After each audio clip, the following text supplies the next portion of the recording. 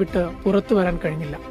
ചടങ്ങുകൾക്കായി ആശുപത്രിയിൽ നിന്ന് വീൽചെയറിലെത്തിയ പിതാവിന്റെ സാന്നിധ്യം ബന്ധുക്കളെയും കണ്ടുനിന്നവരെയും കണ്ണീരിലാഴ്ത്തി. നമ്മളറിയാത്ത ഒരു കുടുംബത്തിലെ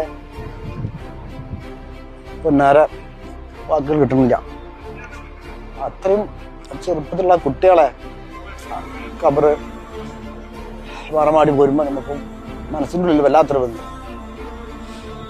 അവർക്ക് ആഹാരം വെളിച്ചമാക്കി കൊടുക്കട്ടെ എന്ന് പ്രാർത്ഥിക്കുന്നു. ഉമ്മാക്ക് അതിന്റെ സർജറി കഴിഞ്ഞിട്ടുണ്ട്, 1-2 സർജറി. ഉപ്പ പിന്നെ ഇവിടെ വന്നിരുന്നു, ഇപ്പോൾ ആംബുലൻസിൽ വന്നിട്ടുണ്ടായിരുന്നു. ഉപ്പാക്കും കുറച്ച് പരിക്കുണ്ട്. പിന്നെ ഒരു പെൺകുട്ടി ഉണ്ട്. ആ പെൺകുട്ടിക്ക് വലിയ കാര്യമായിട്ടുള്ള പരിക്കുകളൊന്നുമില്ല. ഒരു വയറ്റിൽ ജനിച്ച് ഒന്നിച്ച് കളിച്ച് ചിരിച്ച് വളർന്നവരൊടുവിൽ ഒന്നിച്ചു തന്നെ യാത്രയായി.